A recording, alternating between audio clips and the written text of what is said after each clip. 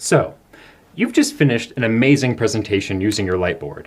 Or if you're like me, you've just finished a very interesting drawing using your Lightboard, and now it's time to clean it to make sure that it's going to be ready for the next time you use it. What is the best way of going about cleaning the glass? The answer is actually quite easy.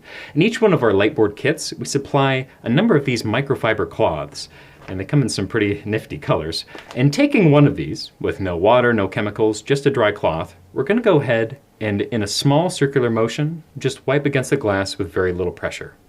And you'll notice that the drawing or any of your writing just simply gets cleaned off the glass. And it really is that easy.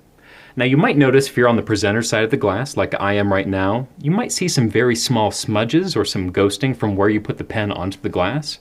And I want to assure you that so long as you have the right exposure settings on your camera, you're not going to be seeing any of those in your final video. And there we go, we have a clean Lightboard. Now, in case you don't like these towels or you want to try an alternative, we can suggest two. You can use a traditional whiteboard eraser or a simple paper towel. Both will get the job done in a pinch, but we really think that these towels are the best option. And that's all there is to keeping your Lightboard clean.